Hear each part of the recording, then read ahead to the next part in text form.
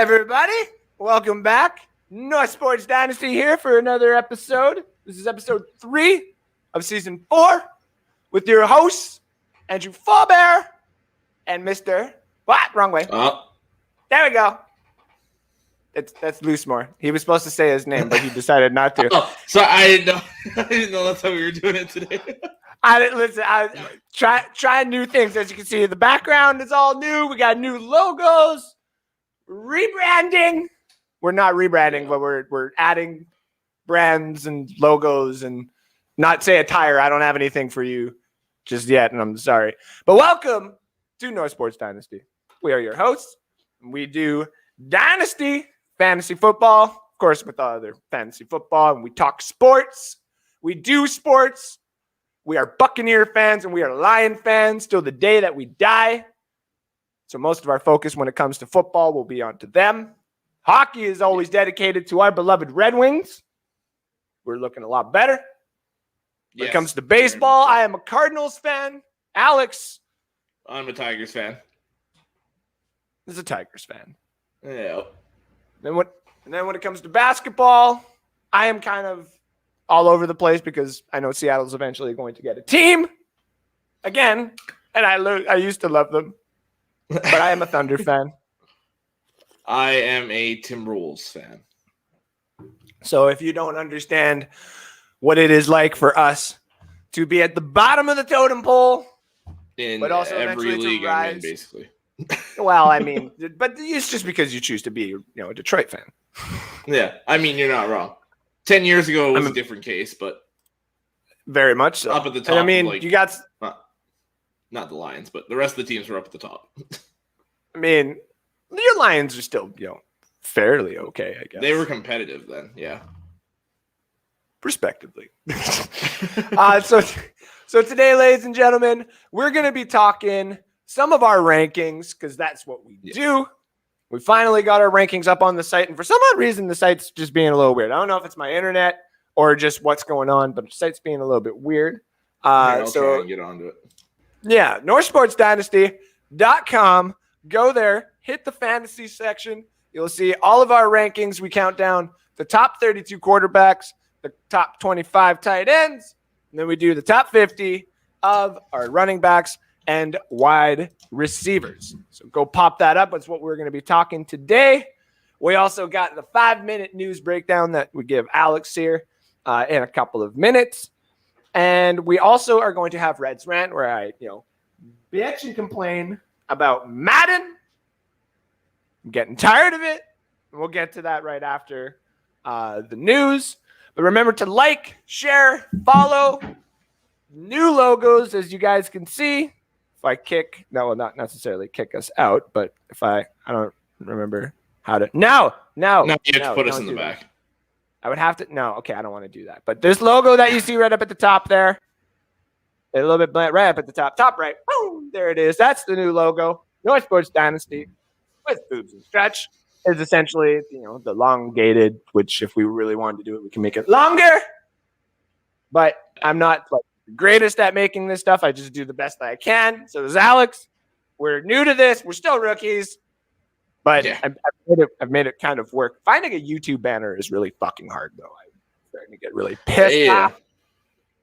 It's like, oh, look, here's your desktop one, and then your thing, and then your other thing. And I'm like, none of them fit. It's getting irritating. But anyways, what's not irritating is finding out what the hell is going on around the league, the big four, and then some. Alex, give us an update on news. Not me, damn it. Hold on. Try this again. Alex with the news. Alrighty, so starting with the NFL. Larry Fitzgerald came out yesterday when questioned about why he hasn't signed with the Cardinals or any other team yet. It's because he doesn't have the urge to play right now, is what he has said. In my opinion, it's going to take 4 or 5 weeks of the regular season, and he's going to be itching to play again.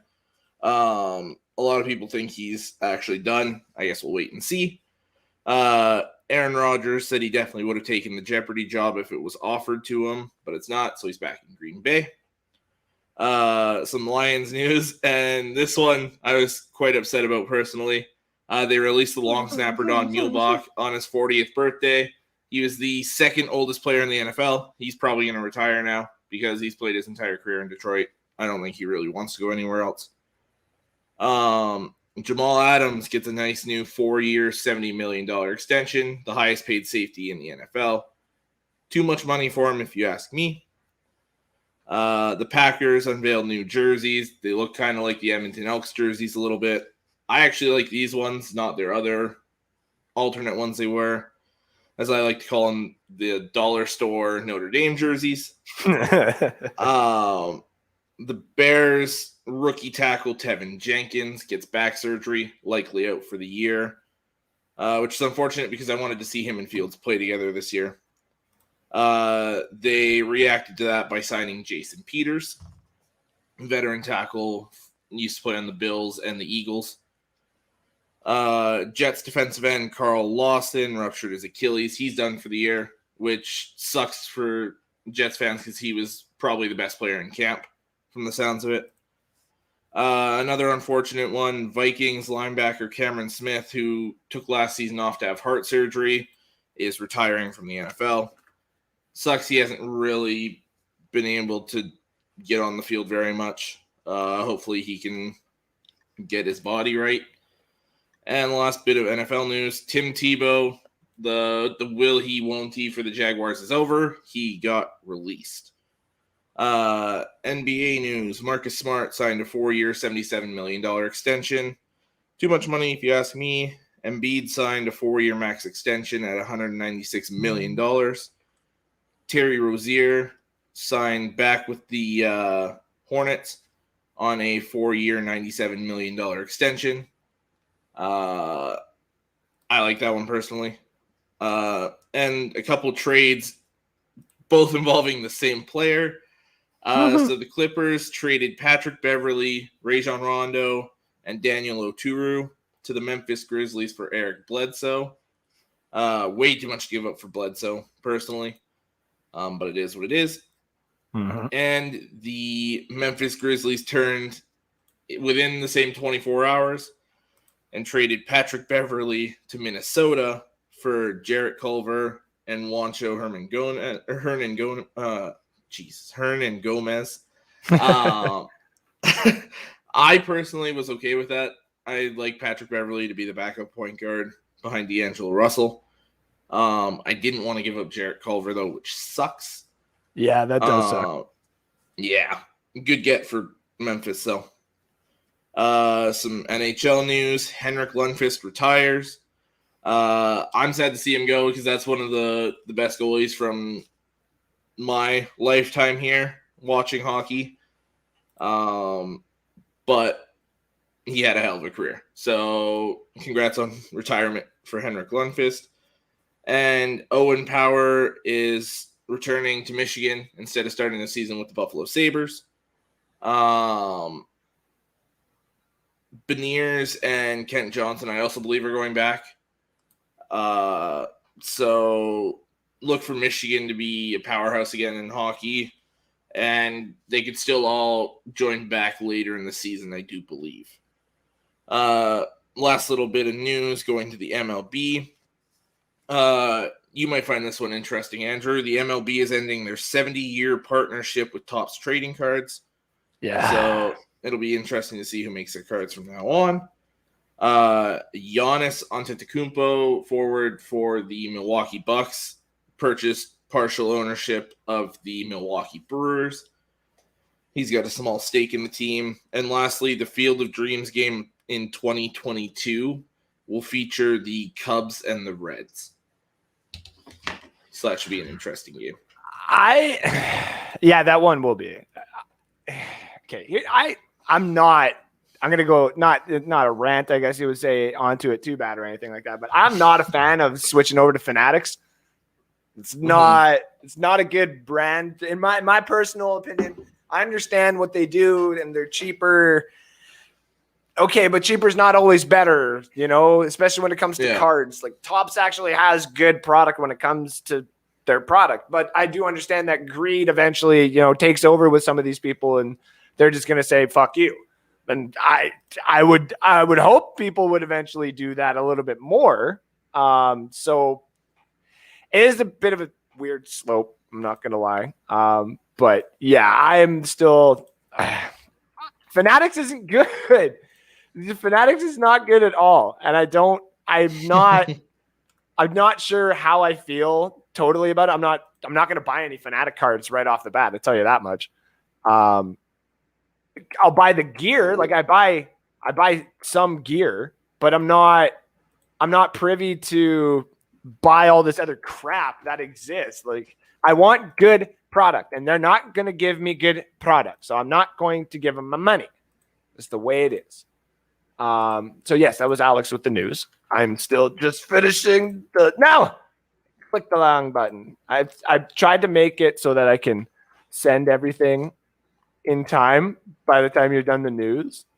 And just with the way that everything has been going, like everything is just so fucked today. Okay, well I'll give a live update on the game then. I've got the Bills and Bears game on.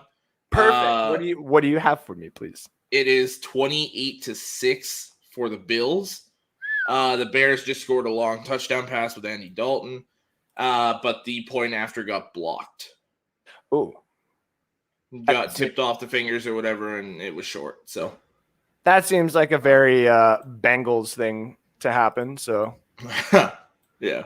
I mean, it is what it is. Almost done here. Give me 1 second. I just literally got to send this. Boom.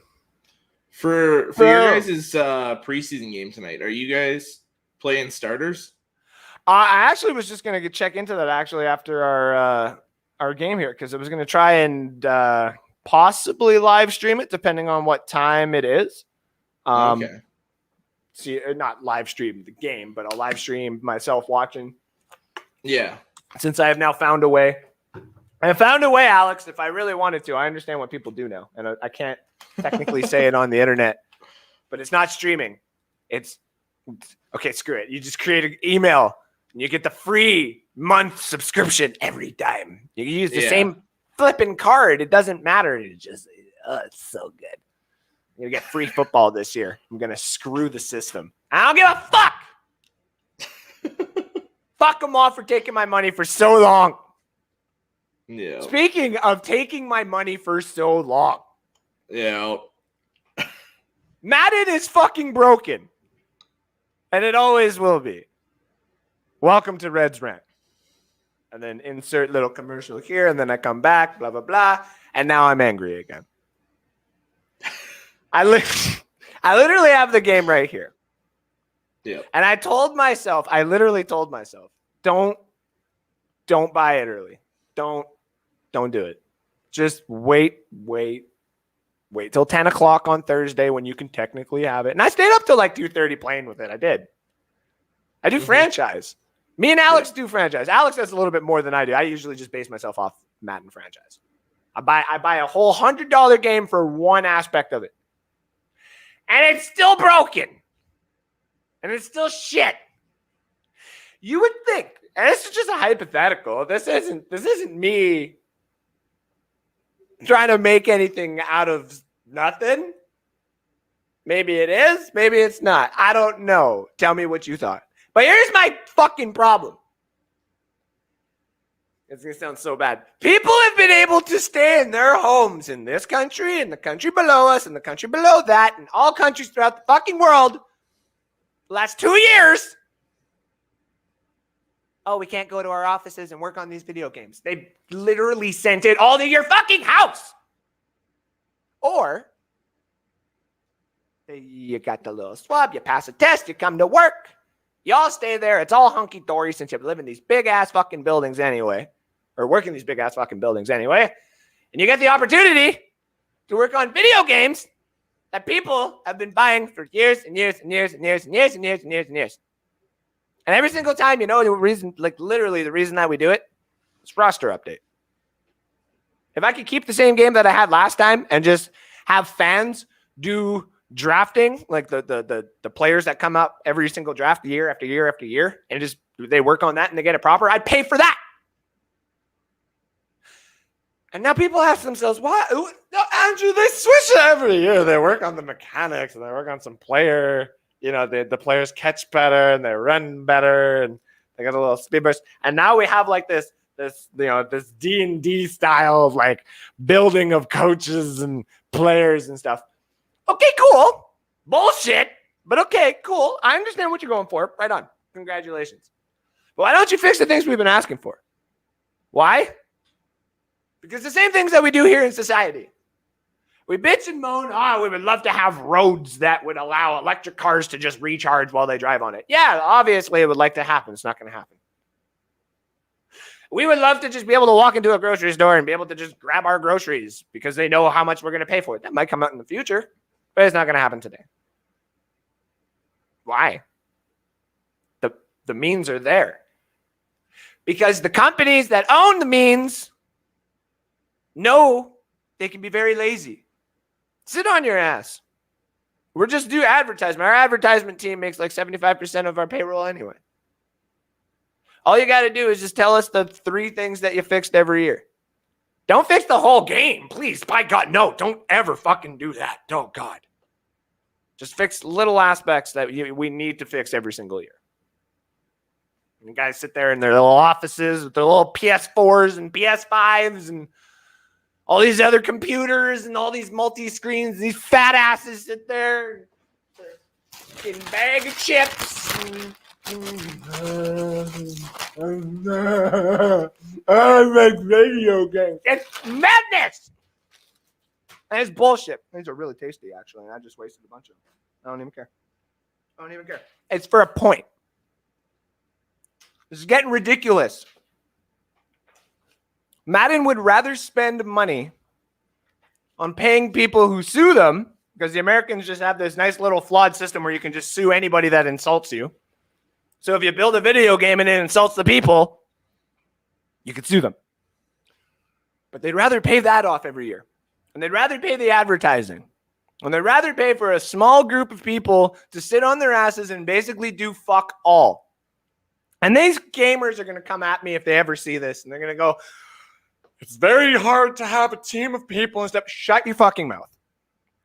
Shut it. There's a younger generation of people who are willing to do the work for you. There's people who are on YouTube who work at McDonald's and then come home and do 8-hour streams about how they can do better. When they literally build a different game, they just can't use the logos and stuff like that because that's illegal. You have the rights, EA. So instead of spending all this money to sue everybody every year, why don't you go spend some money and actually do something fucking proper for once? ESPN? What happens when they finally get their, shit end of the stick coming to them? You think they double down and put their tail in between their legs? No, of course. They double down or put their tail in between their legs. No, they triple down and they get some more faces out there and they say, we're just going to try it again. When is the last time Madden has done that? It's the same fucking game as last year. And that game was the same game as the year fucking before. Every single cover since Mahomes and even before that, like I'm talking Adrian Peterson on the fucking cover. Yeah, ever since they went to the PS4. It's been shit. We can't adapt to the mechanics. Well, then maybe you shouldn't have fucking tried. You shouldn't advertise it. And if it wasn't for me loving the goddamn game that I do every single year, I'd probably eventually quit paying for it. But it's an enjoyment that I have had. I don't game. I never really fucking have. Alex knows that. Play Diablo and Far Cry. Try to get me to play Dark Souls and I'll actually cry. Try me to play D&D and I'll laugh at you and I'll probably put your head in a toilet. This is my baby. You got real nerds and real people making real money, making real fucking games. And we got to sit back and watch every single year of this shit. Oh, Tom Brady's X factor will allow him to rush for 5 yards. Okay? It's not going to happen in real life. Tom Brady's not going to push through Aaron Darnold and the fucking Rams defense by himself with no offensive line help. Are you kidding me? Fix your broken ass fucking game for once. And I apologize for this rant, actually, because we are now finally featured on Bucks Report Network. Thank you, everybody, at Bucks Report for having me, one of the Bucks Report people. But we are now finally partnered with Bucks Report, North Sports Dynasty, for a nice commingled platform. And I haven't gotten my season dismissed yet letter for these episodes. But, of course, I'd like to put the apologies out there. And viewer discretion should have been advised right before I came out with that rant. But Madden, fix your shit. That's the way you are with Madden right now. Is I'm not buying the new 2K game this year. I can't. Right? See where Madden stayed the same. 2K's progressively gotten worse each year. Mm-hmm. It's awful. I agree. And the thing, I've only bought NBA 2K a couple of years ago. I think 2 years ago it was. Me and you were not playing together, but I remember you're like, "Well, come online and play with me." And I'm like, well, I don't do that, but I'll sit here and play while you're playing, kind of thing. And you're like, "It's really dumb, Full Bear," but sure. Let's get to some of these comments real quick here. Johnny Dean, who are these people? Fucking Canadians. We're fucking weird. At least I'm weird. Alex is a lot more sane. That's why he's on a lot more platforms. They literally are like, "All right, it's Saturday. Unlock the box. Let Andrew out." And it's like, sports. I love sports. I don't know why I did that. I'm sorry. My kids are trying to sleep. Pond the share button and comment. And get a little pond hockey going on here, eh? In a couple weeks when it finally freezes over again. Yeah, once September 1st hits here in Canada, like we could be plus 32 August 31st. September 1st, it's like breaking the snow. Every time. Actually, I already saw snow in Alberta somewhere. Yeah, in the south. Yeah. Nah, no Southerners. You suck. No, I'm just kidding. I'm joking. But the Flames really do suck. Christopher Cole, thank you for tuning in. Hey, everybody. I'm here for the rant. Well, you got one, especially if you buy Madden. I mean, technically, you got two. I would consider the other one a little mini rant. Well, I mean, yeah. I do mini rants too. Pound the share button. There we go.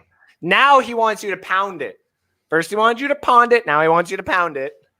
I would just like you to like and share and follow North Sports Dynasty live every Saturday at 12 p.m. Mountain Time, 2 p.m. Eastern Standard Time.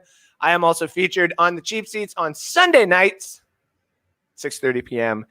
Mountain Time, 8:30 p.m. Standard Time. Alex himself is featured on the NFL edition of Bucks Report Show, which is on Thursdays, live at 7:30 Mountain, 9:30 Eastern. There we go. We're always subject to change. No.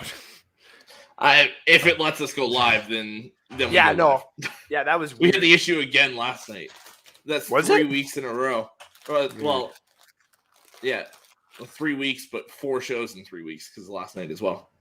Weird. I don't like that. Speaking of weird, it's weird having Alex on the right. Probably because I just did the 2 shows. Sure. Hey, if the this people looks weird to me. This looks weird to me. Okay, so if it's weird for you, I'm going back this way. Yeah. Even though, like, the way I'm looking and stuff, the way that I'm angled, it would probably actually be. It's kind of look like I'm. Well, and you always point that way first, so. Yeah. Okay, we're going. I'm gonna keep this for a bit. Look at you, Shelby. You've ruined everything. No. Bills up 13-0 on the Bears right now. It's preseason. No, I'm just kidding. But it's good to know the score. Hey, Foobs, how you feeling the CFL games today? Well, actually, it's a good thing you ask. I actually got my bets right here at the bottom, NSD Picks. Just so everybody knows, we are in a brand new season right now. I'd say of picks. I took some time off, did some studying, and as of right now, on $2 bets, you know how we play it. We do the $2 bets. Well, I'll get to that in a second. Spread. Damn. Yeah. Oh yeah. Wow. My CFL picks right now are 3-1 of the season. For the ones that are in the book, here is the book. There are some of the picks right there, just so everybody knows. 22, 10, and 1 as of right now. We are plus $20.62 on $2 bets, ladies and gentlemen. And the 2 CFL bets that you see at the bottom there, I got the Winnipeg Blue Bombers and Toronto under 45.5. Now, this one was hard because here's the thing about the CFL. When it comes to betting with the CFL, there's always the trends of what usually should happen. And most of the time, the CFL breaks that. That seems to be the logistical thing. When you think a game is going to be a defensive-minded game, it ends up being a shootout. When you think it's going to be a shootout, it ends up being a defensive-minded game. Take in regards the Elks versus the Red Blacks, which to a lot of people, that just sounds so weird. And I tell people you should go check out the history of Red Blacks. It's not what you think. That also being said, that game should have been a bit of a shootout. People were calling for the over 48.5 on that game, and you had 28 points. So now I looked at a couple of different games that have happened this year, and every single game so far that Winnipeg and Toronto has played has been under the required spread, or under the required game total. I still got to get my terminology proper on that, but every single game has been under. So everything in me was like, go over, it's good. And I'm like, the Blue Bombers play a nice run and pound game. They run the clock out and they can get those first downs. And I think Toronto is not going to have enough firepower at the end of it. So I think that's the way that I'm going to go with that one, just based off of the fact that every single time it's been under, but don't be surprised if it's a damn shootout. And then the Ottawa-Saskatchewan game where Mr. Alex went, wow, this is where I am going to take that weird CFL trend, where if you go and try to bet on the over on this game last night, and I think it was just because they were updating it, but it was minus 10,000, which was basically don't even bet on it because we know it's going to go over. And I'm like, Jesus, I don't think that's actually the case. I think if you went on we use Bodog, if you go on Bodog right now, you probably check and see that the over is probably at, I would say, maybe minus 115 to minus 130. I'll check that in a bit, actually, because I want to know. But the Ottawa Red Blacks, very hit and miss team this year, but they were also supposed to be kind of in the mid-pack to bottom. Saskatchewan was also supposed to be in the mid-pack to upper tier. Right now, they're playing like upper tier. Don't think it's going to last forever, even though I am a Rough Riders fan. Don't think that high tier play is going to last totally forever. I would it's 10.5 points. I think Ottawa can be making it close, especially having that 10.5. I think you can get Ottawa to be within 10. If it was minus or if it was plus 10, I'd be a little bit more inclined not to take the bet, but because I got that half, I was like, I could cover that. So remember, right now we are 3-1 for CFL bets. The only one I got wrong was the over on the Elks game and BC. I thought it would go over 48, but I did take Edmonton to cover the 3.5 at minus 115. So you would win a little bit of cash there. Alrighty. And then of course we got the baseball bets that are down there. We'll keep that up for you guys. Go on Bodog. If you're looking for a referral code, please let me know. I will get you any referral codes that you need to get you started on any bets. And we want to see you guys win some money. And right now, that's all you'd be doing if you'd be betting with me. I think I still got chips in my beard. Alex, how you feeling as well about these CFL games? I think if you're just wanting who wins, I think it's Winnipeg and Saskatchewan. To me, those right now are the two best teams in the CFL. Mm-hmm. And I think it's them and then a big drop off to 3.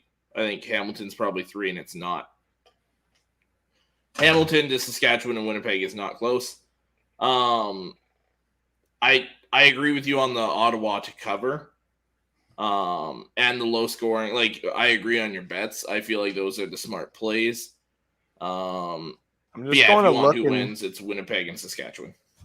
I'm just going to look and see if there is any money on that right there, and there really isn't. So Saskatchewan's minus 500. You're not going to get any money really off of that for straight up. And the Blue Bombers are minus 210. Again, not that much money on there. The only money that would be on there, they do have the Argos at plus 4.5 to cover. That's dicey. That's a dicey one. I'd rather take the Red Blacks at plus 10.5. I got absolutely. them looking right here, minus 110. Yeah, you can still get it at minus 110. And the under 45.5 is still at minus 110. Yeah, so you can still get all those lines at the same numbers that I got them last night. Taking a quick look at the baseball games that I got. Tampa Bay right now is up on the Chicago White Sox. Did I take the Yankees? Yes, I did take the Yankees. The first 5, as you see that bet right there. I was a little concerned, but I figured Garrett Cole is kind of coming back into it, and it looks like that's going to be the first win of the day. I love in those first 5 bets. So I got to make sure that those bets were put up on Twitter. Were they ever put up on Twitter? I believe so. Check. I got to check that. So the new season, that was up. That was up. No, I did not put them up. Oh. How weird of me. But I will be doing that actually here in a few. I'll make sure that they get up so people aren't like, Andrew, your bets are a lie. It's like, nope, I actually screwed up and put the bets in a different place. So I'm actually going to do that. And I'll edit this. But yes, those it's got to go like this. There we go. And then I will say the Rays can beat up on the White Sox all they want, so my Tigers can start climbing their way back in. They went from 5th to 2nd in the division since the All-Star break, so your Tigers aren't getting in. No. They're still like 10 games out on the division or something like that. True. They're actually somewhat closer on the wild card. I was actually going to say they're doing actually pretty good right now too. Tigers. I've been betting on them a couple of times, and they seem to be doing very good for themselves. So yeah, they're fighting, which I'm happy about. They're actually competing. So yeah, even when the team is bad, you still want to see them compete when it's still. You want it to be entertaining to watch, even if you expect to lose. Exactly. Just like our Red Wings. When Vrana started scoring, it's like, who the fuck cares? We know the future's good. Let's see what other trades he can do later on. Yeah. And Kim loves it when I call Steve Yzerman our dad. And she finds it funny. I'm like, our daddy did this. What has your daddy done? Your daddy sent away Fleury. She's like, stop it right now. And I'm like, She is still she is still very upset about that. And I did not know. I should have known, but I did not know. There we go. Boom. I just had to make sure while we were talking, I get the picks out. And the picks are finally out. Up online. So if everybody needed a referral, her today's picks. Boom. There we go. Now that I actually have done everything properly. Such a bad show host, and I'm sorry. All right. Let's get back to some of these comments here. Yes. Johnny Dean, make that 21-0 Bills. Christopher Cole says, game day peeps. Hells yeah. Bucks and your Lions play today. Yeah, they play the Steelers at 5:30 our time. Our starters are done for the preseason, so that's why I was wondering about you guys. I know Gabbard's probably getting the start. I saw something about that. I'm gonna have to double check that. Teresa Baxter, thank you for tuning in. She says hi. Interesting. How's it going, baby girl? Kyle. Well, thank you. Thank you so much. Kyle actually took me to the game. I got some picks here. So man, did you see that run Wilder had on Thursday? Oh yeah. Oh man. yeah. I'm trying very hard. I'm going to try very hard to get him on the show or in some capacity, see if we can get a signed jersey or something. Yeah. Yeah, which I gotta tell you something in a second once all these photos are done. So this is just some photos of the Elks. As a lot of people are like, you mean the Packers? No, these are the Elks. And that's James Wilder Jr., Buccaneers legend son, right there. James Wilder Jr. My favorite picture. Yeah. And him lining up. Got a few of those. I also got a picture. We sent off the winning prizes finally. I was broke. I'm sorry. I kept forgetting. But I got one of our winners to finally take the picture with his winnings. So Jose got his stuff in the other day. And I asked him today if he wouldn't mind taking a picture. And he said, sure. And this is what we got. So Jose was the winner of the Heartbeat Hot Sauce. If everybody doesn't know who Heartbeat Hot Sauce is, it's one of the only pictures I actually did not put up on the new platform. So that's on me again. But Heartbeat Hot Sauce is one of our favorite companies, not a sponsor. We hope to be a sponsor with them eventually. But they're always a shout out. Best friend works for them. Best friend has been doing great things for them. Also stole an idea. No, I'm just kidding. Their spicy dill pickle idea, my mom will always claim was hers. And I'm like, you take it up with Ignace, all right? But Ignace does good work there. He's also a great person to represent your brand. Trying to compete with him in beard length, and I don't think it's ever going to work. But Jose here has got 4 different flavors: blueberry, pineapple habanero, jalapeno, and the normal habanero. Which is, I say normal, and a lot of people are like, what? That's weird. No, it's normal. So, yeah, the thing I was going to tell you is I know I was supposed to trade you jerseys, and I'm sorry. I screwed up. I totally forgot I was going to give you that Mrazek jersey. That's okay. Okay, I ended up trading it for an Erik Karlsson San Jose Sharks one. Yeah. So, okay. And I'm also hoping some guy won a Nick Kronwall. I'm like, I need it, man. Oh. Yeah, I'm trying. Damn. I'm trying. I might have to give up just a little bit, but the Zetterberg. Did I tell you this? So my Solani won me I got the Zetterberg and the helmet. That will be here in a couple of days. It's literally going to get here, my mini helmet and my jersey, just in time for me to put the mini helmet on my nuts, because they will be getting cut off August 26th. Say goodbye to the Nutter Butters. Which is also going into when we do our live draft on the 28th. Time still to be determined, but we are going to do it live. It is going to be our show that day. So tune in next weekend where we go live for the actual draft. I will probably not be I might be, but I might not be as all like giddy and like that kind of stuff. Yeah, you probably won't be doing that. No, that would hurt me a lot. Yeah. Even though Kim has been telling me, suck it the fuck up. Don't be a pussy. I've shoved 2 kids out of mine. She's like, okay, it's a very valid point, and I'll give you that. So I'm not going to say anything to that. Loving Alex is bored today. That's right. Alex is big board. If you look close enough, you can get part of the game over my shoulder there. Can you actually? It's reflecting off. Oh, that's cool. Yeah, I like that. I noticed that earlier. And it works, actually. That game is 34-6 Buffalo at the half. Damn. Feared Foob's beard looking cleaned up. Thank you. Till I dropped a bunch of damn chips. Till you threw the chips in. My board is being covered up right now because that's my season predictions. I don't want everybody to see that. We'll give that out soon. He had to get the birds next week as well. Yeah, it would be. Might have to do 2 shows. We'll have to see. We'll see. We'll talk after. Yeah. What's this? It's like, what is happening? My computer is being a little slow. There we go. Baby rant, Andrew. Lol. TV paused for a while. There you go. Did you all reply to my comments? I left for a bit. Yes, we did. Yes, we did. Don't you worry. We got you guys. Want to keep up on this before we get into the rankings. Newsflash: Madden has been broken. Yeah, we know. That's the problem. Yeah. Ever since about Madden 13 was the last good one, I'd say. Yeah. And of course, I had Calvin Johnson on the cover.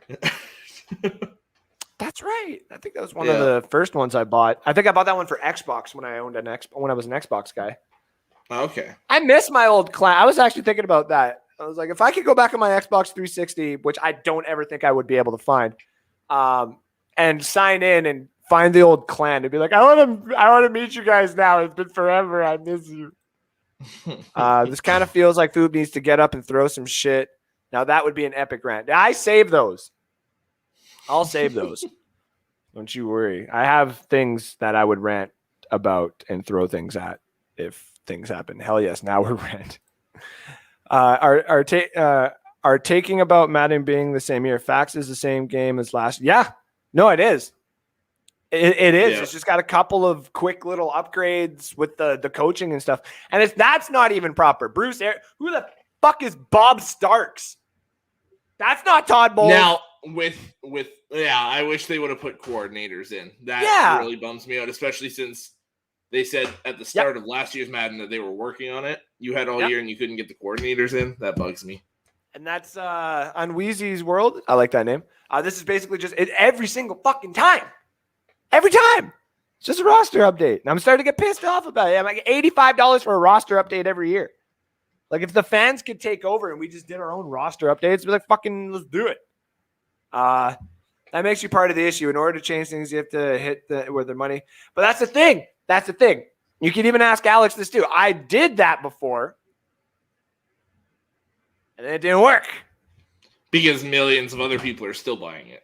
And all these kids are getting advertised. Like, when fucking Justin Herbert is being advertised for the Disney Channel, kids are going to be like, I want to play with that. I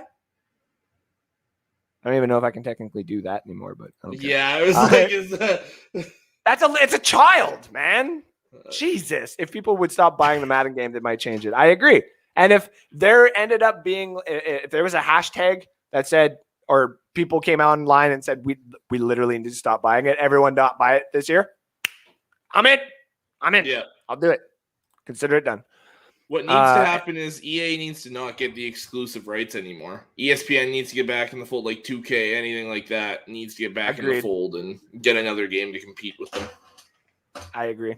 I'm going to attempt to get Alex and Andrew into the American International Football League. Well, I mean, we do got skill.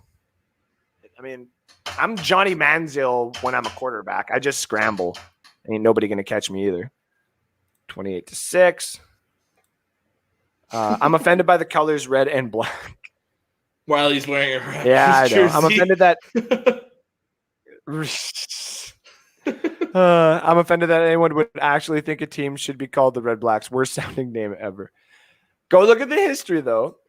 Ottawa has never really been good with naming their CFL team. So, James Wilder Jr., he gives me the hearts too.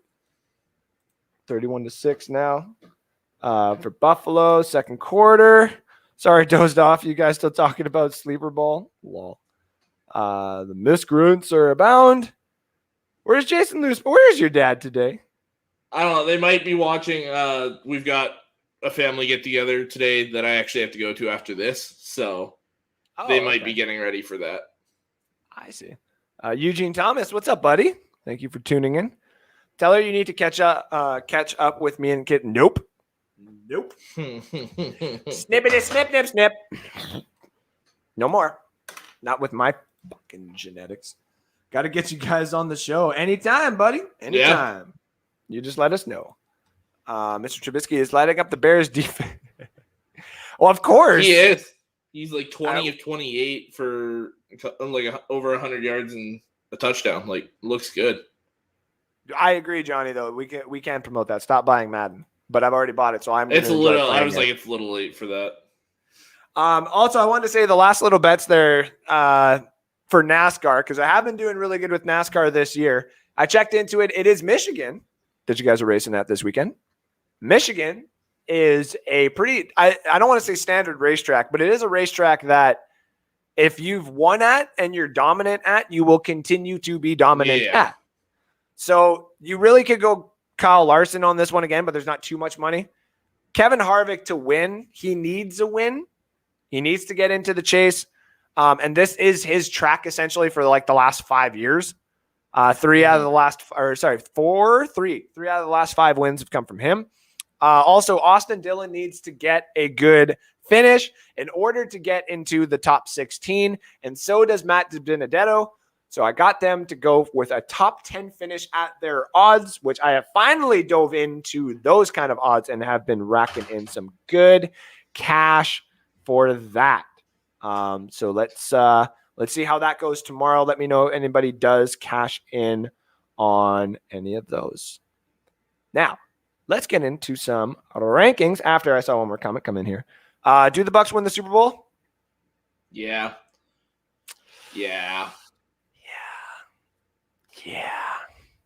No. They do. No. Now here, okay, if you're asking me as a fan, if you're asking me as a Buccaneers fan, of course, not being unrealistic and stuff like that. Fuck yeah. But if you're asking me as just a general football fan, I don't think so. Who takes it then? That's the reason why all this is blocked right now. Because and it's funny. Madden let me ask you this. Yep. Do they win the NFC? No. Oh. No. Okay. They will lose. And the thing is it shouldn't necessarily be surprising what I would have the playoffs being set up as for the NFC. The AFC, a few people would be like, how do these teams miss the playoffs? And they'd be like, same thing as last year where I predicted week 17, the Browns would beat the Steelers and prevent the Steelers from going to the playoffs. And the Browns would go to the playoffs. It didn't necessarily happen, but that game ended up being a very important game. When I did my predictions and I looked at the standings afterwards, there was a bunch of people tied for the last 2 playoff spots.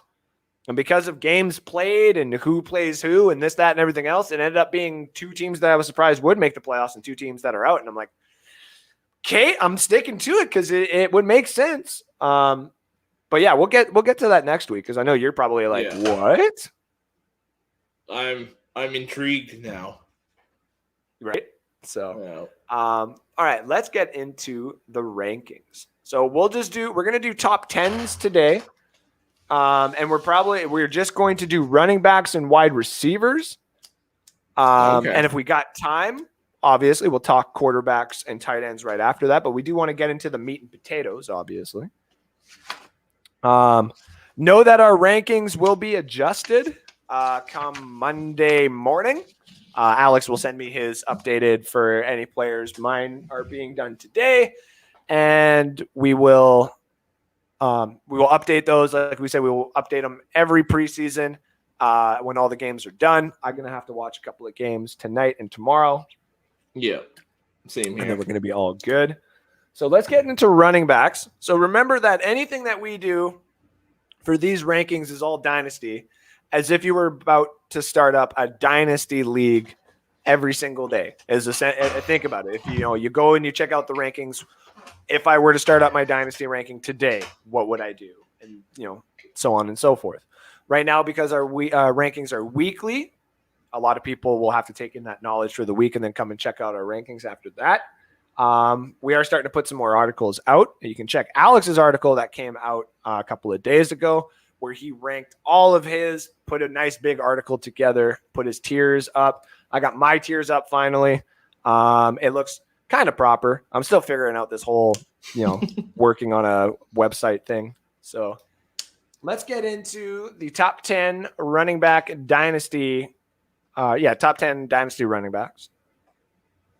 I think overall, me and Alex and everybody else around, all the leagues, as much as we don't want to put him there because of the injury, because of the unknowing, and because of the wide receiver group that they have, and because of the running back that they did take very early, it doesn't dispel from the fact that Christian McCaffrey is still going to be a PPR god for the running back position in a dynasty league. He's young. That team is young. The team is rebuilding. Sam Darnold is seeing ghosts. It all things come in to be the proper formula for Christian McCaffrey to be number one. We both have him at number one. Yeah. Kind of knew that was going to happen anyway. Yeah. Couple other points on it, though, for Dynasty. If you guys think of it, you want to think about, are you going to have him for 3 years? Is he going to be consistent for 3 to 4 years? More than likely he is going to be. Who's his quarterback? If he's got a field generator, a base quarterback, most of the time he's just going to be used for running plays. In this case, Christian McCaffrey has this ability that Sam Darnold may not be here. And even if he is past this year, Sam Darnold, Christian McCaffrey may end up eventually getting traded in real life. Either part of a package that would say bring in Deshaun Watson or something like that. Or if they do part ways with Sam Darnold after this year, they may start to look at bringing in a younger quarterback, which would mean more passing work for Christian McCaffrey. Or if they do bring in someone like Aaron Rodgers, Watson, or any of these other top-tier quarterbacks that could eventually be available, it still just makes him number one. What do you think? Yeah, I mean, the injuries and the injury history worries me that we might only have a couple more good years of him. Mm-hmm. But if he's healthy, he's going to be your top point scorer. He's always capable of putting up 2,000 all-purpose yards. Like, it's going to happen if he's healthy. If you're willing to risk the injuries, he's your number one guy. Yeah. I've seen a lot of drafts where he's not picked the first one, and a lot of people at third and fourth are like, well, I'll take him up. And it's like, I wish I had that ability, but I like him, but I don't. This is the reason why I don't like having the first pick of a draft. Yeah. But alas, if I do have the first pick of the draft, then, it is what it is. Number two, this is where we differ, but it's not off by much. I think this would technically be consensus, just looking at the number that I have the other guy there. This would be our consensus number two. Oh, excuse me. I have Dalvin Cook at number two. He has him at number four. Combined, that would still be the highest ranked running back, both of us combined. I have him at number two only because, one, not saying because I traded for him in our league, but I knew the upside with this being Kirk Cousins, say, not final year, but he needs to go. Like, you're going to need to do something now, buddy. And I don't – most of the times when he tries to put it on his shoulder, they just give it to Dalvin Cook anyway. So – and I don't necessarily think Minnesota is a great team this year. I have my doubts on what they can do, though I am still open to what they actually can do with regards to winning. So I got him at number two. Alex has him at number four. Tell me why you got him at number four anyway. Just to me, again, injuries. I trust the offensive lines of the two ahead of him more than I do the Vikings offensive line. It's an improving offensive line, but it's nowhere near the other two. And to me, the Vikings passing game is more dangerous than the other two. So I also agree on that. They don't have to rely as heavily on the running game for success as New Orleans and Indianapolis. Going to number three. I'm just doing consensus for ours. I'm actually just doing it while we go. Number three for both of us would be Jonathan Taylor. Yeah. Is that who you had at three? No. But just looking at our consensus of where we both have him ranked. You have him at number three. I have him at number four. I'm assuming you had Kamara at three? No. Oh. That guy Henry actually at number three. Yeah. Kamara's at. Please tell I got me, is Kamara he at at 5? Okay. Yeah, Wow. I got Kamara at 5. But Interesting. Jonathan Taylor, consensus number 3 on our boards. He was so good last year, and out of nowhere. And I knew, me and Alex had talked about it, and I said, if Hines and Mac finally just piss off, not necessarily in a bad way, but they get traded or something were to happen, Jonathan Taylor is going to take this team and he's just going to run with it. And that's exactly what he did. Yeah. I saw him at Wisconsin. He's got pass catching 2-3 years. He That's looks true. the same as he did That's at Wisconsin. True. He just looks elite. Faster, more agile. Yeah. He's got pass catching ability. Not as much as, say, Dalvin Cook or CMC, but he does have the pass catching ability, especially when Hines and Mac are gone. I think you will eventually see that bulk load. I don't see for Dynasty, though. I mean, because he's only a year old, a lot of people have thrown him out there to be the number 1. They're like, well, you go for age here. Deservingly so.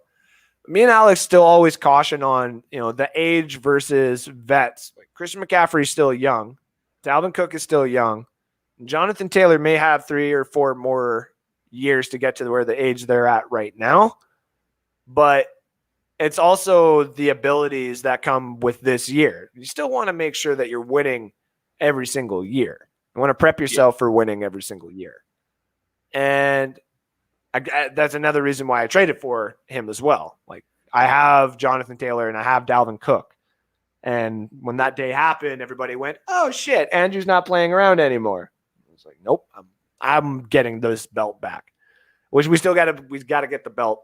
We got to send something for Brad. I forgot about that, but it's because I smoked too much cannabis. Jonathan Taylor, even when they get another quarterback, I don't think they're going to stay with Carson Wentz forever. I think eventually they will move on, get a younger guy, or have the opportunity to bring in, say, like Deshaun, or maybe not Deshaun, but what was the one guy I was talking about there earlier? Aaron Rodgers, someone like that. But even if they go with someone young, Jonathan Taylor is going to develop with that young quarterback. Consensus number 3. A lot of people want to hear your thoughts on Derrick Henry. Okay, you actually have him at 3. Okay, so going into, let me just get the next consensus one here. Because it would be Kamara would be number 4. And we'll just talk, I want to talk about Kamara here quick. Kamara, the only reason Kamara is so high on our boards is we don't know who the fuck the quarterback is going to be there in New Orleans. And that is kind of beneficial in a way because they're just going to throw it to him. They're just going to let him run it. And that worked for Drew Brees all the time. So I can definitely see it working now. Plus, call it bias, call it recency bias, call it whatever the hell you want. I am scared of him. I don't the Christmas miracle. I don't want anybody to have him against me this year at all. I'm and it's just tired of it. You look at the last few years, and Kamara's been up at the top every year. He's up in that top 5 every single year. Mm-hmm. I don't know how he can't be at the top of anyone's board. He's right up there. He's right up there. I've considered him number 1 only because I do think a lot of people, I do think Winston and Taysom will just drop it down to him. I really, really do. I just don't. A lot of people are still scared to take him because of the injury risk as well. He is getting up there a little bit in age. He is like the Dalvin Cook and Christian McCaffrey, where next year, and Derrick Henry, but next year it might be the younger guys that take over and these guys start falling down. But we'll update that as we go. One more actually before we get to Henry for our consensus. These are the only ones that we have the 6 running backs that we have consensus, and then we start to fall, say, all over the board. But number 5 is Saquon. I can't drop him farther than 6th. Yeah. To say that he would be in the next tier where it's, you're happy to have these running backs, but they're not necessarily RB1s. I'd be dumb enough to say that, but I'm not going to be. He's going to have carries. He does have an injury, but they're going to take time with him. And if he comes back even 80% of what he was, that still puts him more valuable than I would say 4 of these running backs on this board. What do you think? Yeah, if he comes back, like you said, even 80% healthy, I think that slides him up to probably 4. I'd probably take him into that top 5. I think I'd maybe 5 and pull Nick Chubb down to 6. Yeah, and we'll get to Chubb here in a bit too, because you got Chubb a lot higher than I do. Yeah, I have him 5th. Yeah, and I got him at 12. Wow. Yeah. Well, the other side of this, though, with Saquon, he has pass catching ability. Daniel Jones is going to give him the ball whenever he can. So, And even if Daniel Jones doesn't last past the season, which I think he still will, but there is the talks that are starting. If they struggle, he won't. Yeah, and we all know a new quarterback will come in and utilize the running game as best as he can. Yeah. So now we get to 6, where we still keep in a bit of consistency here. Alex has Henry at 7, the last running back on his tier 1 page, and I have Henry at number 3, still also in my tier 1. I don't. The problem is, you got to look at it. Obviously, we got to look at everything. Offensive line got better. Defense lost parts, so that means the offense is going to get on the field a little bit more. And of course, they brought in Julio Jones. And I know a lot of people would throw that at me and be like, but Andrew, Julio Jones is here. That don't mean shit now. Oh, less in the box. Less in the box. Less in the box means more opportunity for Derrick Henry with less bodies. He's still 28 or 27, 28. Still got 3 to 4 years left of, I would say, that ability to be elite, and then it's going to start to falter. I know a lot of there, but I know some people would disagree with that. Some people may even throw it at the 2-year mark. Yeah. But I am writing an article about the tiers and how they all break off. And if you're in my top tier, like my first tier and Alex's first tier, we're basically saying that you got that 3 to 4 year longevity left, or you have 2, but the dominance is so surreal that you're still in there.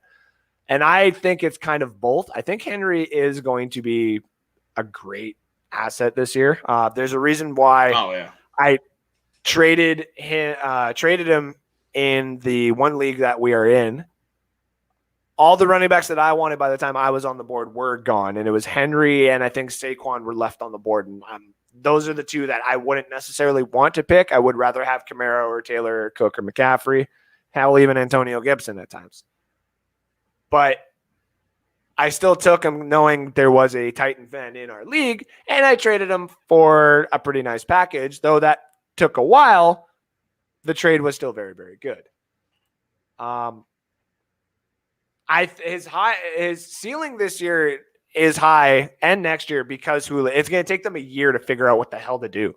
If Julio Jones comes back healthy for another 2 years, like Tennessee may actually be more dominant than I had first anticipated them to be. Especially because all the people that left, they did replace in the draft. And the people that they replaced them with in the draft could be better than what they actually had there. So I'm not going to take the Titans out of it too much out of it anymore either. And I think that Derrick Henry will stick around. What do you think? Yeah, I think he'll be there for a while. He just signed that huge deal, so he's pretty much stuck there, whether he wants to or not. I agree. Getting Julio, having A.J. Brown, Anthony Ferguson is a good tight end. That's going to open up the box, take out an extra linebacker or whatever. Henry's going to have more room to run, which scares the hell out of me because he hit 2,000 yards with 8 or 9 in the box. But while I do think he has another 3 to 4 years potentially, it's a lot of tread on the tires the last couple of years, and that worries me. And that's why I have him at 7. I also agree with that. I do still think it's a great get, though, still, if you can get him. Yeah, I agree. And then just to kind of round off some of the other ones that we have in our top 10, I got Antonio Gibson at 7, Aaron Jones at 8, Najee Harris at 9, and Joe Mixon at 10. Finishing out the tier 2, I guess you would say, Austin Eckler at 11 and Nick Chubb at 12. Alex has Chubb obviously at 5. 2. Yeah, and he has a tier 2 down to Kenneth Gainwell at 18. Finishing the rest for he's got Derrick Henry at 7, J.K. Dobbins at 8, DeAndre Swift, recency bias. No, I'm just kidding. At 9, and Najee Harris at 10, Antonio Gibson 11, and he's got Cam Akers at 12. A lot of people are still going to be weirded out with some of those injury rankings on us. And listen, Cam Akers is going to still be great when he comes back. If he's not, all it takes is 1 or 2 weeks for him to pull a Todd Gurley and his rankings will start coming down. But I don't think it's going to happen. I still got people offering me some pretty decent packages for him, even though he is injured. And I'm not going to do it unless I'm getting like a first round pick. So now going in, I do want to go ahead. preface this. My tier 2, I think right around that top 10 actually are players like Austin Eckler, Aaron Jones, Ezekiel Elliott still. But if you're looking at it from a dynasty perspective, my tier 2 is all guys in their first, second years. It's all guys that are still learning the NFL. So Austin Eckler would probably be my 9th or 10th running back. If you look at the article, he is number 19. Mm-hmm. But my 19 to 21 would actually be probably like 10 to 13 range. Yeah. In an overall rankings list. Yes. And this is a little bit more dynasty. You do obviously want to go youth, but sometimes the opportunity outweighs the youth, like we've said. And that's why we take the combination of our numbers, blend them together, and it gives you a good idea of where we're drafting everybody in our ADP as well. Going into the wide receiver rankings, I think we have – okay, so this one is yours. So let me go to mine here quick. Let's see what we got. Also, shout out to everybody who has liked and shared this show. You all make this show grow, and I appreciate every single one of you. I'm just doing a quick look at what we got. This works out perfect. My tier 1 is 10 people. Yeah. So to start it off, our top wide receiver that both of us would technically say, Tyreek Hill. I have him at number 1. Alex is him at number 2. It's Patrick Mahomes. Patrick Mahomes' little pet. Deuces to you, buddy, since you know you were the great. I'll take Josh Allen's pet over Mahomes' pet. I know you got him there. And I'm actually just looking at. I know. Yeah, you're a huge Stefan Diggs fan, aren't you? Yeah, I'm glad he's not in Minnesota anymore. I agree. So that would be. I'm just looking at this really quickly. So number 2 would be Stefan Diggs.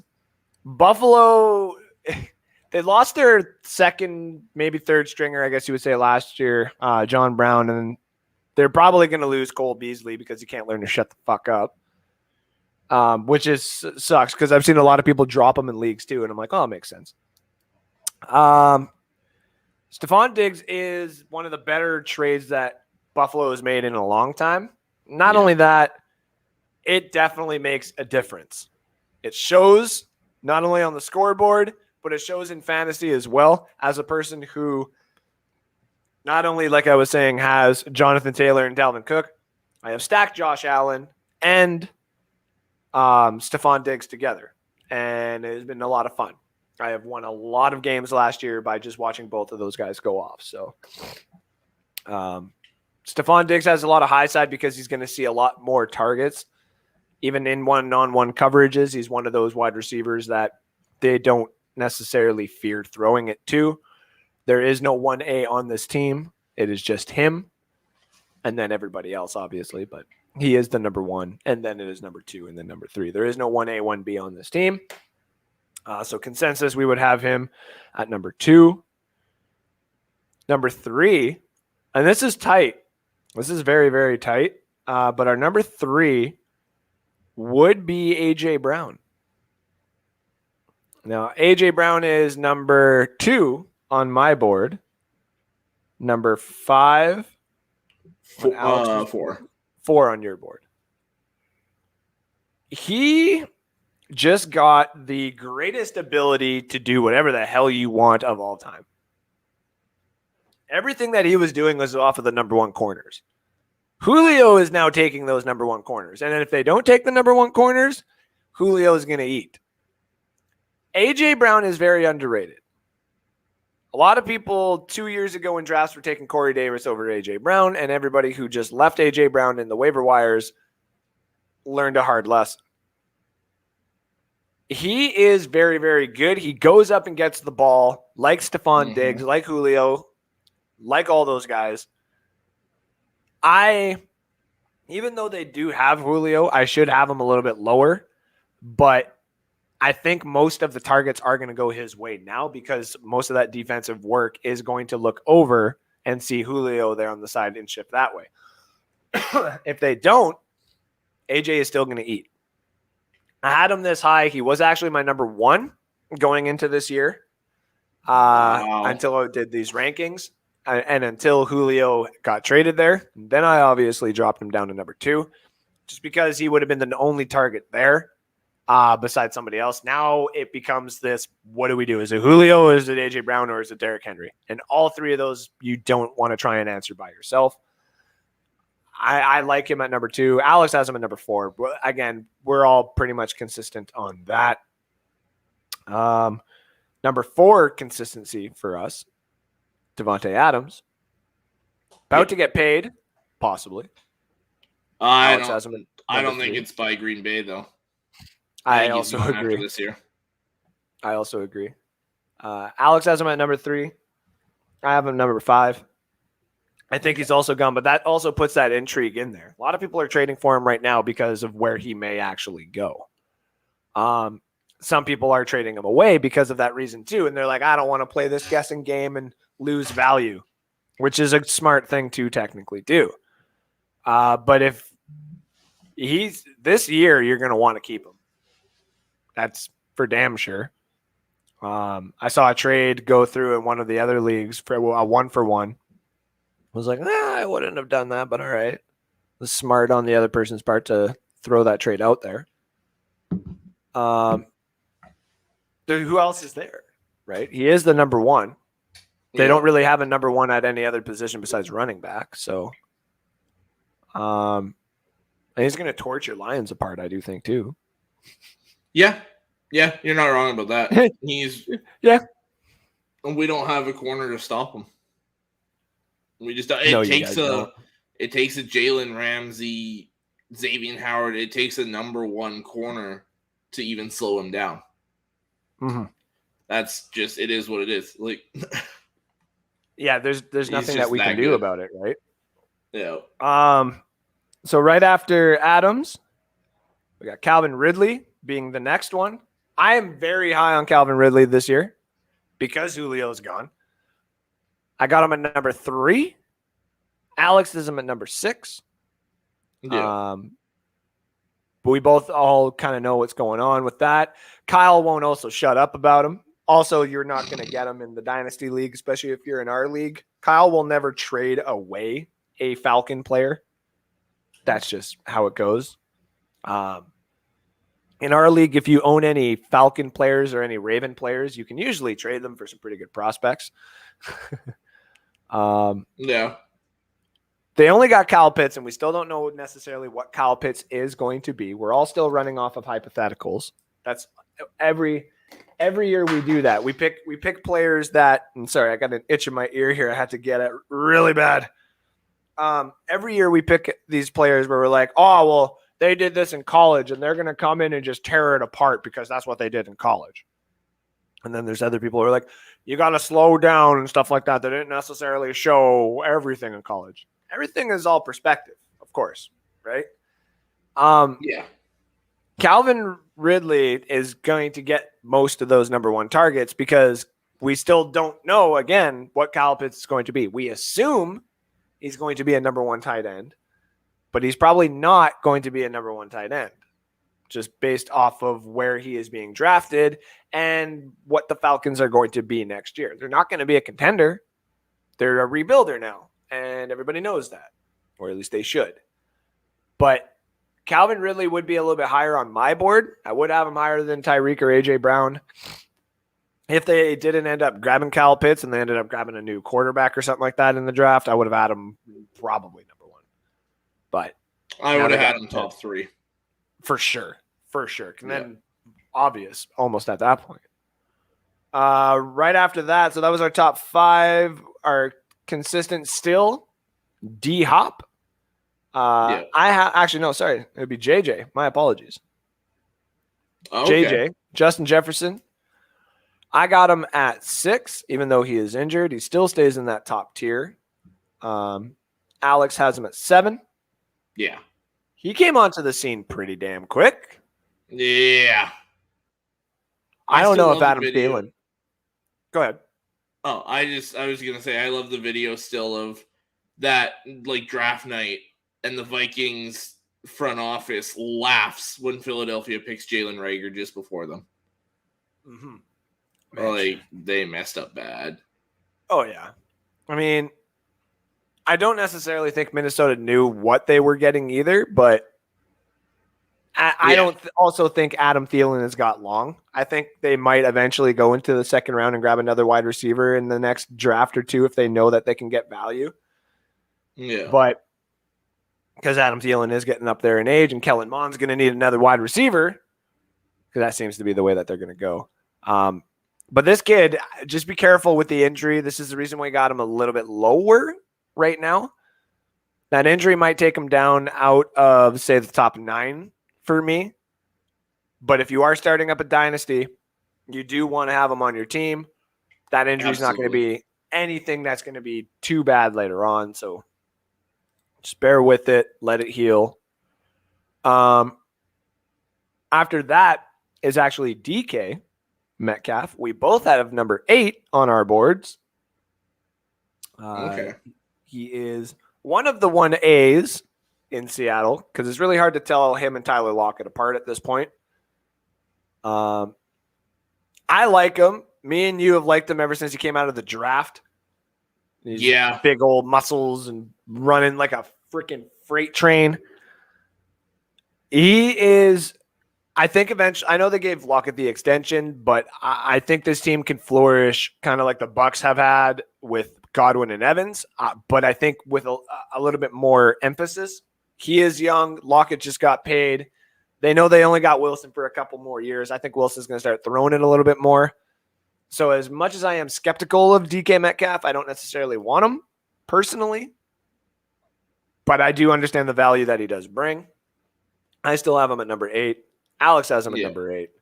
And then technically would be Mr. D-Hop. I have him at 11.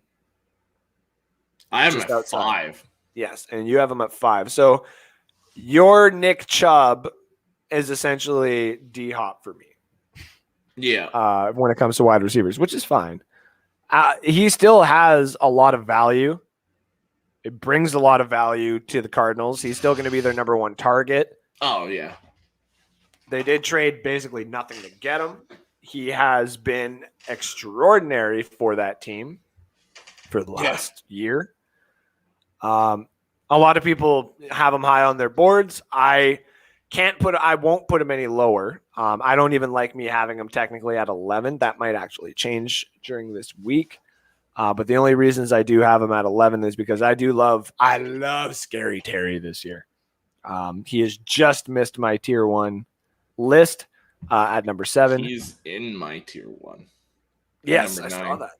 Yeah, you got him at number 9. And then, he would be right after D-Hop here. Is Terry McLaurin. Washington's offense is disgusting. And it's going to be disgusting for a long time here, especially if they get a proper quarterback or even if they develop a young quarterback into that system. They got a lot of young parts. And so we got Terry. That would make him number 3, 4, 5, 6, 7, 8. He's number 9 on our consistency board. I got him at 7. You got him at 9.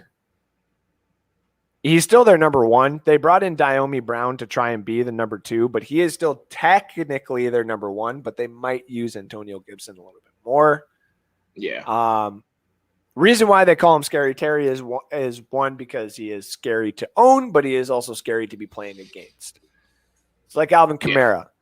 Yeah. You don't want to go up against him, but you do get those odd games where it's like, oh, he only got like 4 points. That's awesome. That's beneficial for me. I don't think the injury is anything to be too scared of.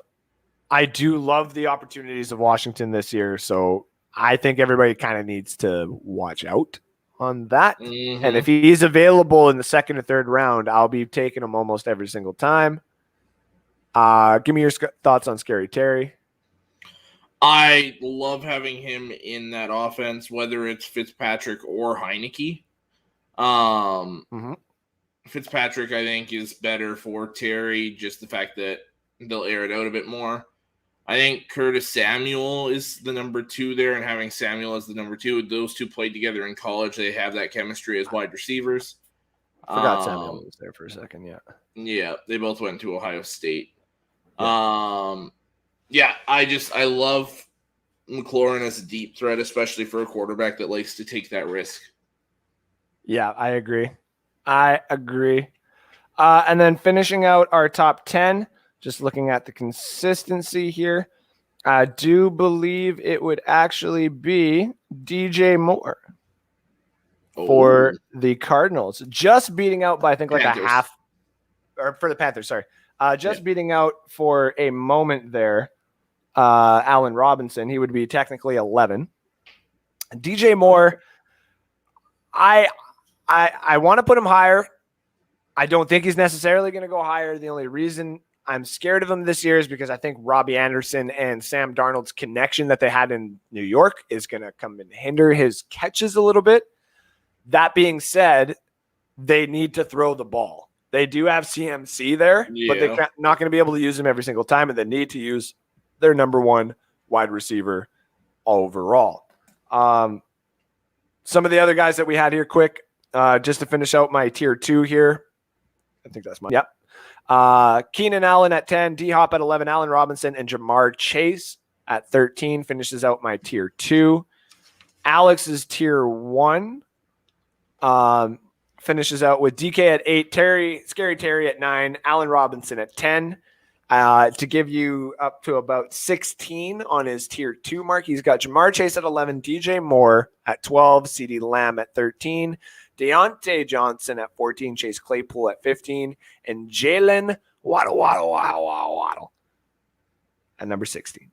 So that was to give you guys our top 10 consistency on the running back and wide receivers position. I'm going to try and get a call it better than consistency, but say our consistency. I don't know. I'll call it something else. But I'm also going to put it up on our site eventually. I just put our tiers up and wanted to make sure that looked appropriate and was working properly because for some odd reason it wasn't popping up earlier. But I am going to try and break down and divide up all of our rankings and put it into our North Sports Dynasty rankings. So you can see our rankings, each one of us, and then what NSDs would be. That was our rankings. Bruh. That's our fantasy rankings. Now, the only thing that we had left for the show, since we got about 5 minutes left here, remember to take some bets down there. Bodog, send me a referral code if you need. I'm playing on house money right now. It's very nice. We got the give me one, please. I wanted to do this earlier. I don't ever know how to plug them in. But we have it up on Twitter. Poll is going up. Go vote. The question is, give me please, just one. Give me one, please. If you could only take one of these players, only one, which one would it be to start up a dynasty? Would you choose out of the wide receivers Allen Robinson out of the Chicago Bears, running on the franchise tag, looking for a new home next year, but could possibly stay if Justin Fields plays well enough? Or Chris Godwin, also running on the franchise tag, playing for the Bucks, could also possibly stay, but we also don't know. It all depends on what the future would hold for that organization. So now the question does become, Allen Robinson or Chris Godwin? You can only have one to start up your dynasty. Who do you want? See, the thing is, like, there's such an age difference here. Yep. Allen is getting a little bit older, but as you saw, I am taking Allen Robinson. This is a guy I've been pounding the table for all offseason. Is so disrespected in everyone's rankings year after year after year. This guy needs to get some love. He's been up near the top statistically every year, and he's played with Blake Bortles, Mike Glennon, like horrible quarterbacks. I hope to see him with Justin Fields this year. So he gets, or Andy Dalton, to be fair, so he gets a true quarterback to play with. Because I think Andy Dalton can still sling that ball around. Shelby, I see you. When has he won a Super Bowl? I don't give a damn about Super Bowls when I'm talking about how one player goes against another. Just the fact that he's been so disrespected, I have to take Allen Robinson. So I would actually kind of lean towards with you a little bit too, because you add in a lot of questions. There's a lot of questions with both, right? Godwin is obviously younger, but if he stays with the Bucks, he obviously loses a lot of targets for the next, say, couple of years, just because of the stable of running or of wide receivers that they do have. If he does leave after this season, he could go to a team that can make him his number one. That could be very valuable to him. But that's also the same thing with Allen Robinson. Allen Robinson may still be a little bit older, but it's still that he is the number one in the location that he goes to.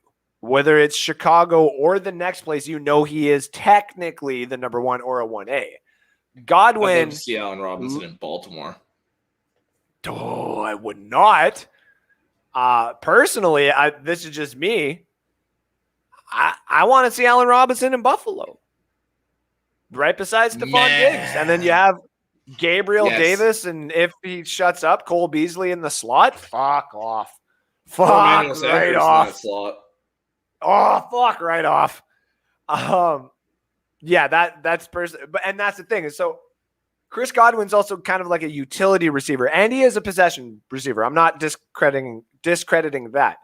But it depends on like the situation that he goes to. So like if he goes to Buffalo, he's the 1B, I would assume, because they would use him more in the slot or these in routes and stuff like that. Whereas Stefan would still just be their number one guy. At least if Allen Robinson went to Buffalo, it would be both of them are 1B now. Like Stefan went from a number one to a 1B, 1A, whatever you want to call it, but they're both 1B because that ball is going to be 50% almost every game. That's why I figured this one would be a little bit more difficult for the fans. And I know a lot of people. Can you bring up one of those last two comments there? Either one. Well, I was going to go. Okay, 1 second here. I was going to go right from the here. We got Godwin. Yeah, Godwin. Is this even a question? What is wrong with you? Laughing faces. Yes. As he won the Super Bowl. Another hashtag Godwin. And then we go, if he stays with the Bucks one more year and the Bucks win another Super Bowl, Godwin's dollar value will go up. Exactly. I think what people are forgetting with this, though, is this is a fantasy question. This is for fantasy football, not watching football on the TV. Yes. In a fantasy perspective, give me Allen Robinson. Yes. And I would technically agree, and I'm still torn. I don't know. I would lean Allen Robinson, but I'm still like, I want I want Godwin. Like, there's a reason I traded for him in a couple of our leagues, right? Godwin runs better routes, blocks like a tight end, and can take over the number one spot as he did when Evans was out. There's no question about it. Robinson is great, but not in Godwin's league. I disagree. See, yeah, because in a fantasy perspective, like, Robinson is just the number one target. So that brings in points every single time. Like, targets per season is what you want to see as well. High target brings in high points almost every time. But I do see where you're coming from. Like, the blocks like a tight end, I don't necessarily need that for fantasy. But the better routes, I do get that. And taking over when Evans is out as well, I do get that. It's just, when it comes to the fantasy relevance of it, the age does come in too. Like, the fact that he's like 26 or 27, and Robinson's like 29 or 30 or about to be. Yeah. Okay, I do throw that in there too, but it's hard to, because like Alex was saying, this is Dynasty. Like, it would be hard. I would also, me being that guy too, would be like, well, what other players do I have on my team already? They'd be like, well, you can't have these two, obviously, but you can have this, or you can have this. But it's like, what position am I drafting, right? So, Robinson needs to get on a Super Bowl contending team. Agreed. I also agree. I think if he stays with, if for some odd reason he stayed with Fields, like, that could be the thing that Fields absolutely needs. It's just that number one, just stay there, be quiet, make your money, and I'll throw it to you when I need it, but you better fucking catch it. I think Fields and Mooney is that connection. And I'm trying. Duo. In any Dynasty league, I'm trying so very flipping hard to get him, and it's not working. It's not going to work. Speaking of Buffalo, these guys have found a pass. Oh, yes, they have. Yeah, they have. Yeah, they have. Look out for Buffalo this year. Gregory Rousseau was the guy that they drafted, right? Well, they got him and Terrell Basham. That was their first two picks. That's stupid. And then they got Epinesa and Oliver the year before. Yeah. That's a good, quick rebuild. On a fantasy perspective, Gunn has more trade bait. I am sure that that I 1,000% agree with, though. Yes. Yep. There's no arguing that.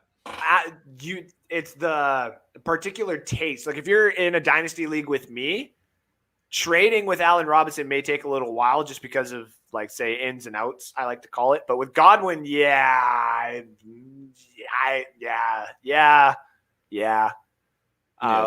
the highest points per week prediction all season week. Yes, that's true. And only because I kept trading some of my flex spots so I can get some bench is the only reason you have a better points thing than me now. Robinson and Baker, that would be awesome. Can you imagine if, not saying throw Odell out of there, but yeah. I don't think Odell really fits in that offense. No, he doesn't. I don't. You got to go put him, like, I know they won't, but you got to go put him with the Chargers or the Rams at this point. Like, Chargers. I don't think he would do it with Belichick. I think he fits in that offense, though. I definitely agree with that. I was gonna say if Odell went to the Chargers and they made it so Mike Williams doesn't have to necessarily be the B because he gets injured all the time, and they just threw it to him in the slot or put him in there as like an offset or whatever, that would be fun. That would be really cool. Another point for Godwin is he is in a contract year, so don't be surprised if Godwin and Evans get another duo 1,000-yard seasons. Well, that's what we did bring up at the beginning, though, too, is Robinson is also, like, they're both franchise-tagged players. That's one of the reasons why I use both of these guys, is they are on that last year, and if you're got to pick one in your dynasty and you're like, crap, I'm using that. A lot of people would lean Godwin because of the youth, but then you're like, well, but shit, like, if Godwin if Robinson goes to Buffalo, and Godwin stays on Tampa, I'll go after Allen Robinson 10 out of 10 times. If he went to, I'm just trying to think of another quick one here. No, I was going to say Jacksonville, but no, they got too many other players. I don't think Robinson would go back there either. Oh, that's right. I forgot he was drafted from there as well. Yeah, that's when they had Marcus Lee, Robinson, Blackman. Remember Blackman? Ugh, Justin Blackman, yep. It was super talented, but couldn't keep his head out of his ass. man. I'm looking around the league in my head. And I'm like, okay, this wouldn't happen because it's within conference. But like, if Allen Robinson went to like the Packers and was like the B, I thought about that before. Man, fuck that. And then the number one after Adams leaves. Or even if Adams stayed, like if Roger said, I'm just going to stay for 2 years, you know what I mean? And Adams signed a 2-year deal and Robinson signed a 2-year deal. I don't want no part of that shit whatsoever. Also, guys, I'm in an NFL league. It's around $120 a year, but pays out $70 a week to the winner and big bucks Super Bowl cash. If you're interested, you just have to pick wins and losses each week. I'm stuck for cash for a little bit, but Alex might be. I'll have to think about it here. I'll let you know. And tiebreakers total points for the Monday night game. Oh, that's cool. I like that actually. I've done a couple of those survivor pools. They're pretty fun actually. Survivor. I'm gonna go check on actually these bets quick. I haven't actually done a survivor pool in a while, but it took me a while to get into gambling, and then it also took me 3 days to be in gambling, and then I was like, okay, I'm going home for 2 days and I'm going to learn everything. And then I learned everything, and now I'm addicted to gambling. But at least I make money.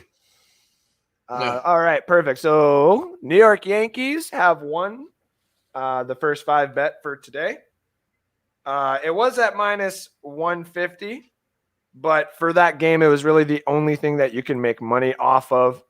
So $1 plus $1.33 coming off of that game, off of a $2 bet. So you basically just won yourself a coffee and donut by betting your damn coffee and change to the pretty lady at the front counter who you just gave a quarter to.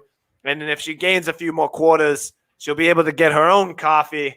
But you were part of it and you helped her because you gambled and you listened to North Sports Dynasty, and I don't understand why I got this accent on. It came out of nowhere, and I'm sorry. It's blending into its own thing, and I'm sorry.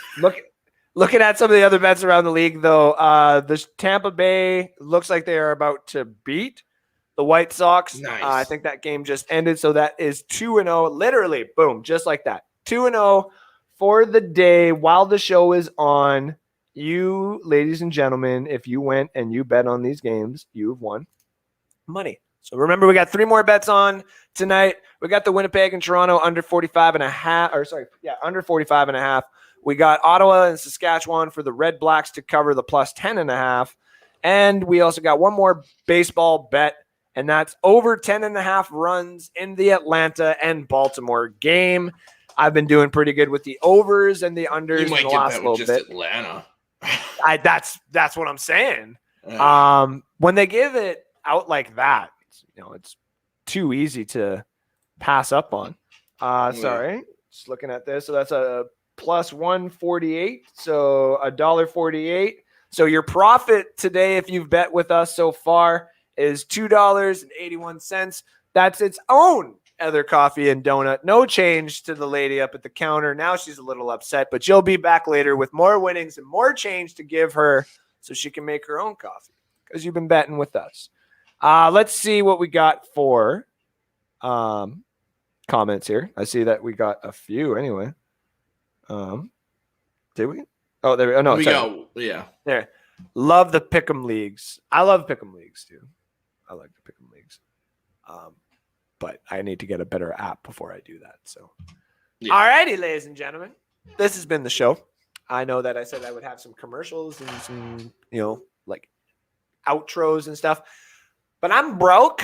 So we're going to have to wait a little bit before I can get on those. Yeah. But we got our logos. We got some other stuff coming down the pipes here. We're in our partnership home now with North Sports Dynasty.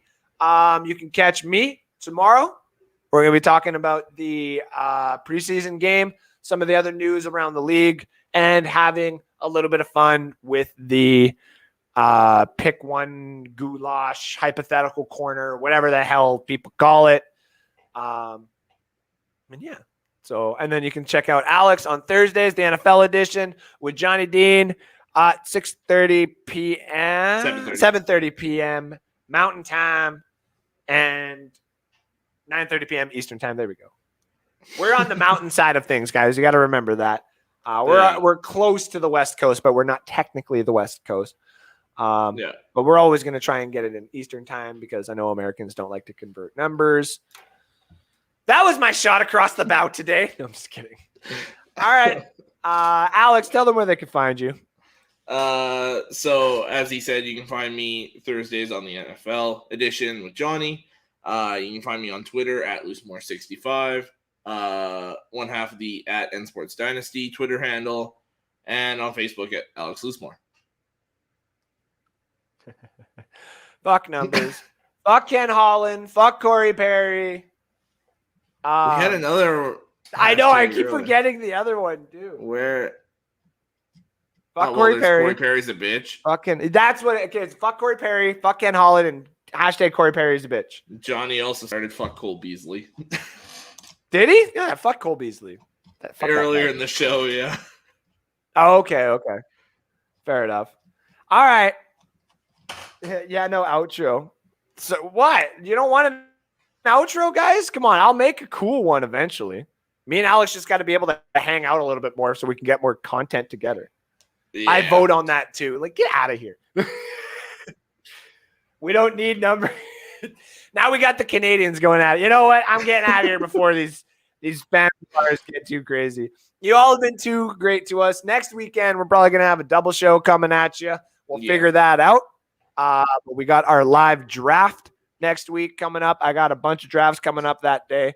So I'm just going to be strapped right into this office. But thank you all for tuning in. Saturday as well, isn't it?